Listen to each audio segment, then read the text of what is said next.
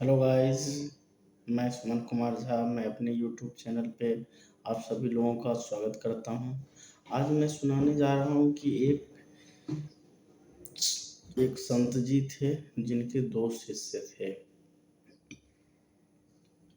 गुरु जी के दो शिष्य। अब वो दोनों शिष्य जो थे वो पूरे पूरे आलसी थे।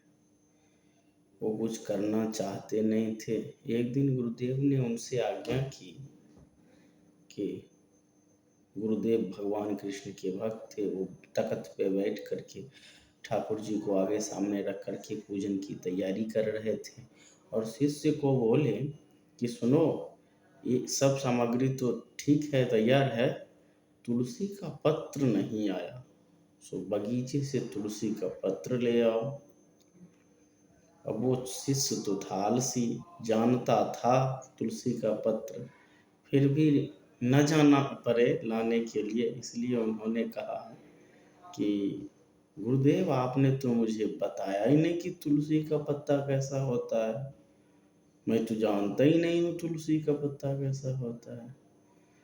तो अब दूसरा शिष्य समझ रहा है मन ही मन कि इसको तो पता नहीं, अब मेरी बारी है, कहीं गुरुदेव मुझे ना आज्ञा दे दें कि तुम तुलसी का पत्ता लेके आओ, इसलिए आज्ञा देने से पहले ही बोल पड़ा, अरे तू मूर्ख है क्या, तुलसी का पत्ता तो केले के पत्ता जैसा।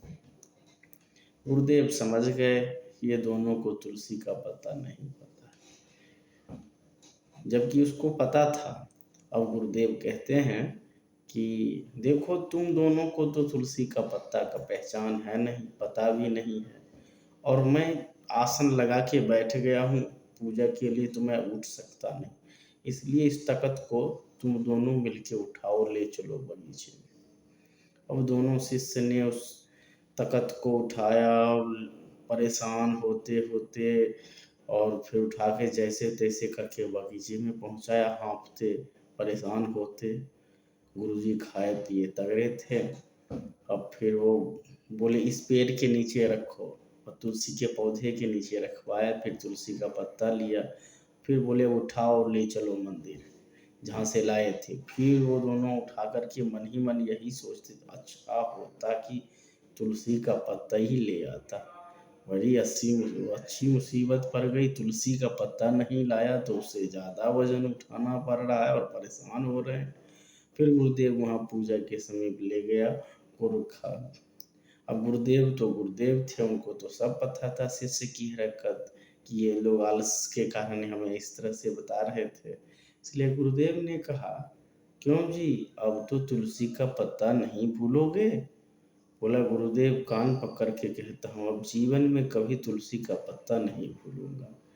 इसलिए कभी कभी आलस बड़ी भारी पड़ जाती है, इसलिए गुरु की आज्ञा को कभी उल्लंघन नहीं करना चाहिए और गुरुदेव की जो आज्ञा हो उसको निश्चित ही पालन करना चाहिए। धन्यवाद।